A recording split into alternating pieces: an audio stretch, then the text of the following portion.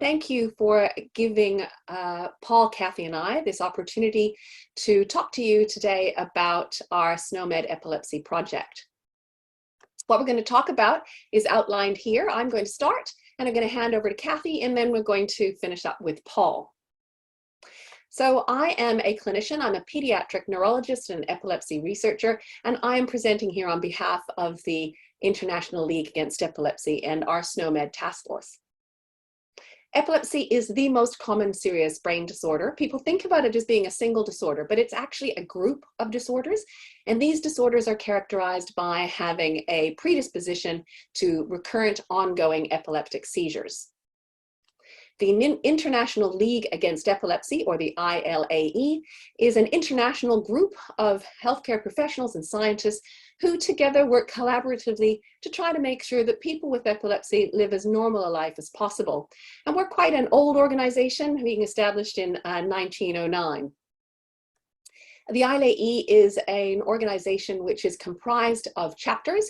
Each country has a chapter of the league, and there are presently 128 countries involved in the International League Against Epilepsy. So we really represent the global community who is interested in epilepsy care. Our mission is to ensure that everyone in the world who has anything to do with epilepsy, be that doctors, patients, their families, governments, policymakers, and the public at wide, have got up-to-date, scientifically based educational and research resources that help them in their understanding, diagnosing, and treating people with epilepsy. And we work and collaborate with other international organizations who are also interested in epilepsy and epilepsy care. And that includes the International Bureau of Epilepsy, who is our sister lay organization, the World Health Organization, the World Federation of Neurology, the International Child Neurology Association, the International Brain Research Organization, and Orphanet. And we do a lot of things, but one of a very important task for us is to make sure that the concepts and the terminology around epileptic seizures and epilepsy is up to date and appropriate for modern clinical practice. And how we do that is we develop classifications and for seizure types in epilepsy. And as I said, this is based on updated scientific research. The ILAE puts together commissions of global experts who look at this research and update the classification or terminology as they feel is appropriate. This is then presented to the executive. The executive put it out to worldwide consultation, and this is a public consultation. It goes on their website, goes to all of the different chapters, all the countries involved in the ILAE, and feedback is open for several months. When all the feedback is provided, the ILAE puts together an independent task force with some of the original commission members, but not all of them, to review that feedback and incorporate it into the classification as they feel is appropriate. This then goes back to the executive for final approval, and then it is published as an ILAE position paper in our journal, which is Epilepsia. So this is a very robust and fastidious process. So we've been doing this for a long time, and there's been very many versions of terminology and classification, but the one that is clinically relevant to date, the most up-to-date ones are the ones that you can see here on this slide. So that is the 2014 clinical definition of epilepsy, the 2015 definition and classifications of status epilepticus, in 2017 the classifications and terminology for seizure types and epilepsies, 2020 was the modification of that for seizures in neonates, and then finally earlier this year, the classification and terminology and definitions of the epilepsy syndromes. So it's all very well for us to do all this work and produce these position statements, but what's really important is that it gets out to where it's needed. So we spend a lot of time doing communication, both educational and publications via our various international and national conferences, regional conferences, textbooks, everything that we put together, we try to make sure really emphasizes the up-to-date classification and terminology. And then, of course, we want to have our ILAE classification and terminology in health data systems. And so that's why we are really excited and happy to be working with SNOMED to make sure that SNOMED CT includes the ILAE up-to-date clinical terminology and classification. So that's my section. I'm now going to hand it over to Kathy, who's going to talk about how the old world meets the new world. Take it away, Kathy. Hey everybody, I'm Kathy. I'm going to be taking you through what the SNOMED CT terminology was in relation to the seizure and epilepsy content prior to this work starting. Going to look at some of the issues that we are encountering, and then I'm going to take us on to the work that we're undertaking now. So the existing SNOMED CT content, the majority of it has come from CTV3 and SNOMED RT. So we're talking about content that's 20 plus years old. It's based on ICD-9 and ICD-10 and would have been consistent with the 1989 ILAE classification. There has been a small amount of content added over time as it's come through the request system, but there's been no systematic review of the existing content up until this project. So some of the issues that we're seeing include the topics that I'll cover in the next two slides. Now, as I mentioned, the content is old, so we're finding outdated concepts and descriptions, such as salam spasm, which has been replaced by epilepsy spasms, and petit mal, which is an outdated term for an absent seizure. There's issues with meaning. So epileptic drop attack means some type of seizure, but we're not quite sure what. It could have been a myoclonic or a tonic seizure, for example. There's terminology that's unclear, so we don't know what the meaning is. A coordinate convulsion is an example of that. There's classification-derived concepts currently in the terminology. So seizure undetermined, whether focal or generalised, is an example. We've also found duplicate concepts. I haven't included examples here because the content we've found to date is actually outdated and it itself will be inactivated and pointed to the new content as we add it. There's also content that doesn't align with editorial guidance. So example, first generalised onset seizure, we don't include which particular seizure somebody is up to in the international terminology. With the advances in the terminology, knowledge and understanding, there's some missing concepts. So as we go forward with the work, generalised onset atonic epileptic seizure is one of the new concepts that we're adding. There's inconsistency in hierarchical placement. For example, seizures have been modelled both as findings and disorders, and it's important that we make them consistent and place them in the same place in the hierarchy. There's also incorrect modelling. So in the current terminology, you'll notice that atonic seizure is a subtype of generalised seizure. One is also a disorder and one's a finding. Now with an atonic seizure, the onset could be generalised, focal or unknown. So it's sitting in the incorrect place in the hierarchy. So what are we going to do about it? So we're working on the SNOMED CT content from seizure-related finding and its subtypes, and epilepsy disorder and its subtypes, and we're aligning this content with the ILAE current classification and terminology. Now, one point to note here is when we're working on this content, we've actually excluded the orphanet content that needs to be dealt with separately.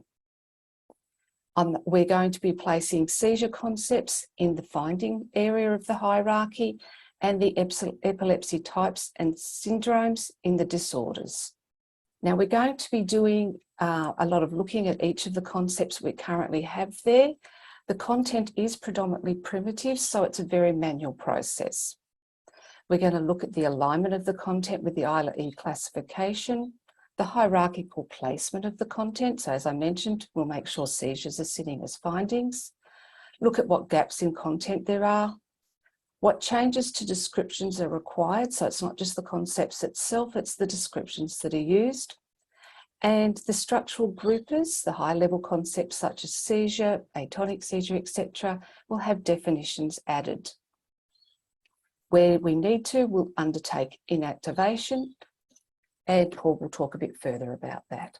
Now, this is just a slide to talk about the ways of working. We're working collaboratively with the ILAE representatives such as Lynette, And so there's sharing of knowledge between both groups. We're learning more about epilepsy, and Lynette and the other clinicians that we work with get a bit more of an understanding about the terminology.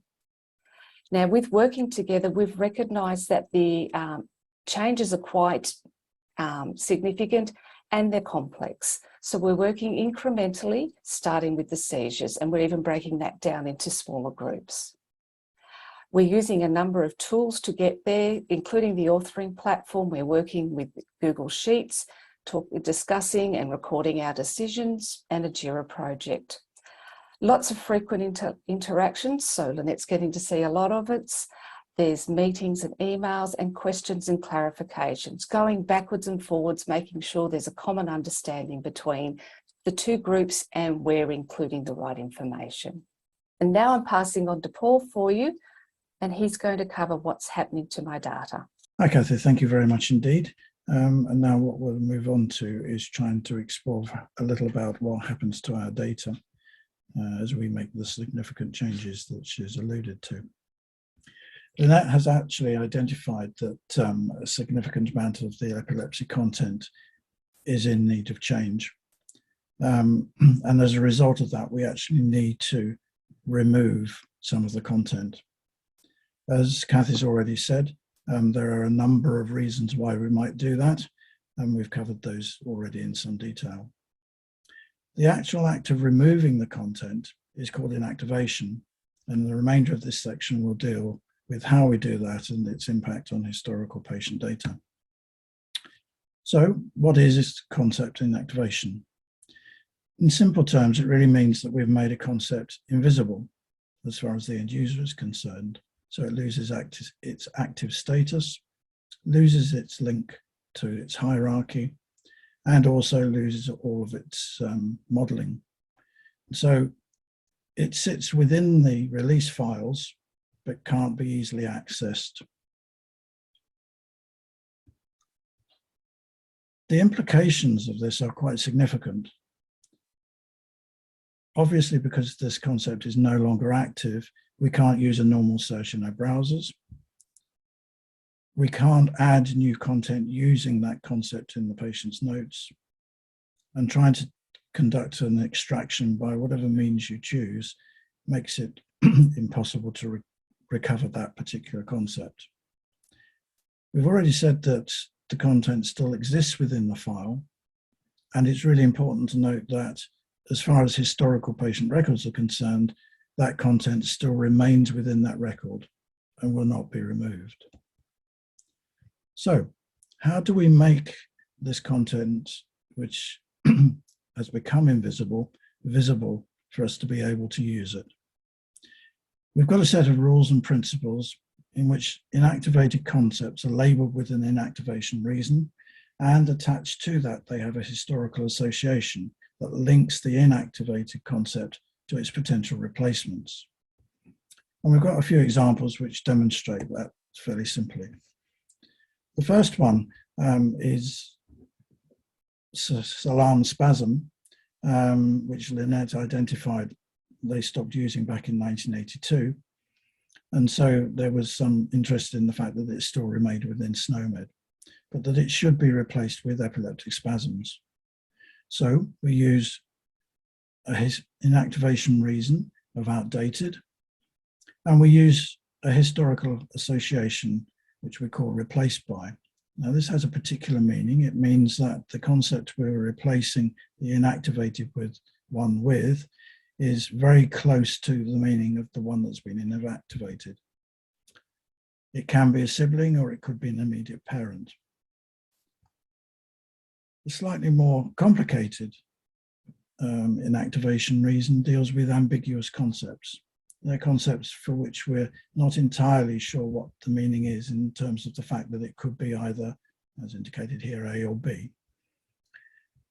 The example of epileptic drop attack could actually mean that somebody had had an atonic epileptic seizure or a tonic or a clonic epileptic seizure. And we don't really know from having recorded epileptic drop attack which one of those it is.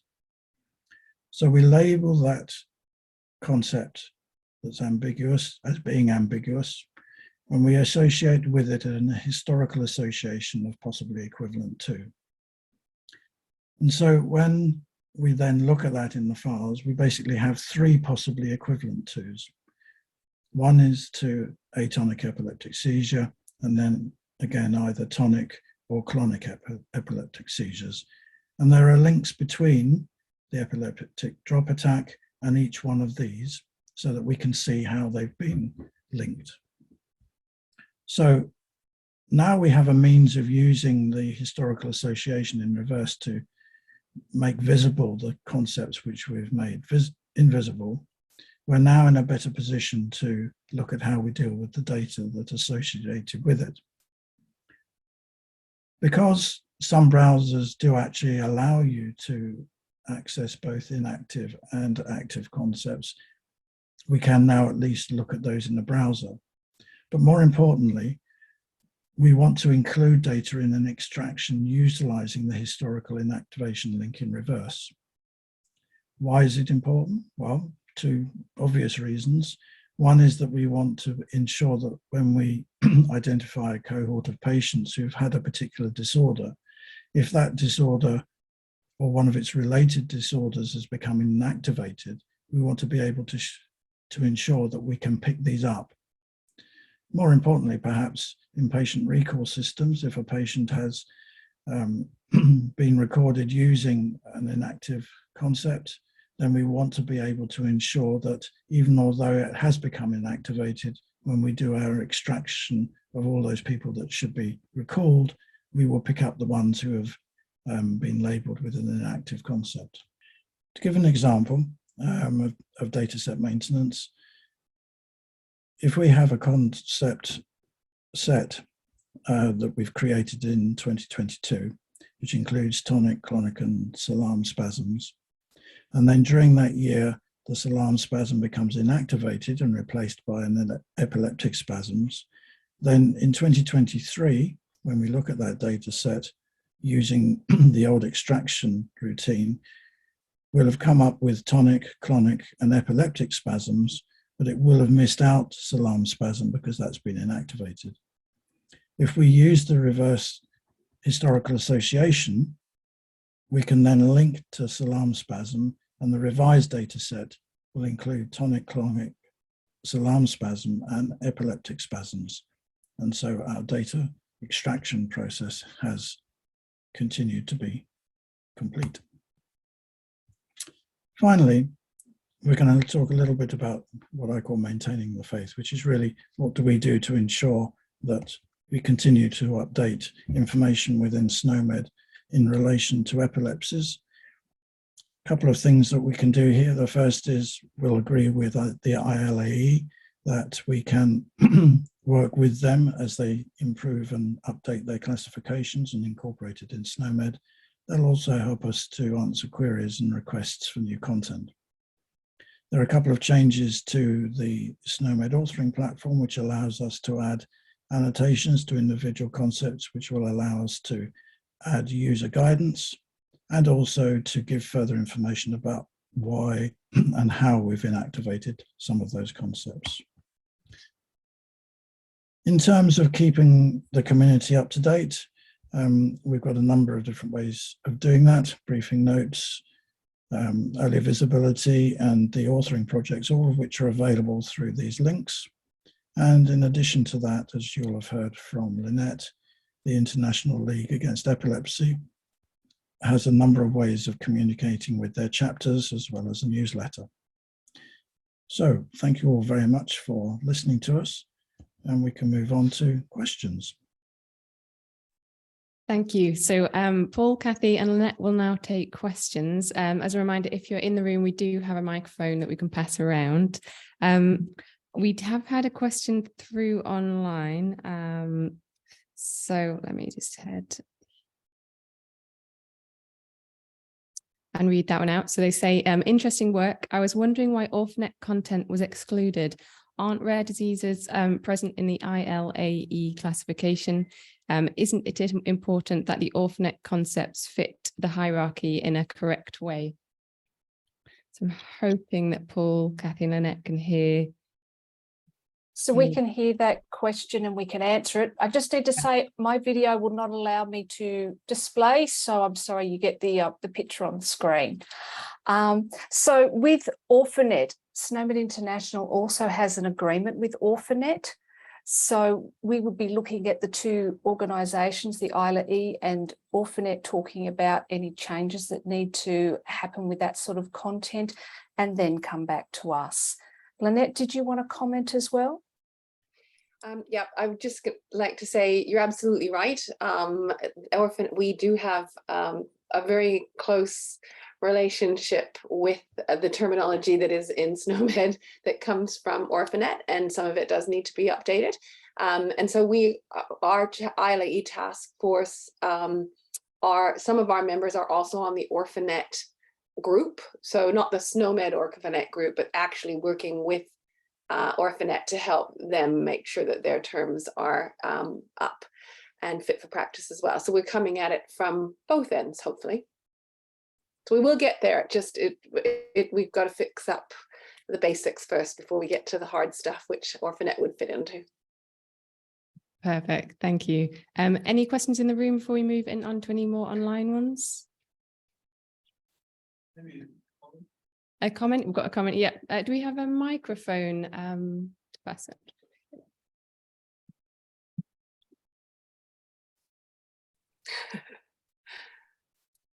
Hello, thank you for the presentation.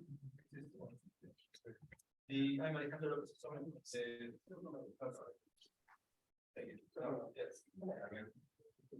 Done.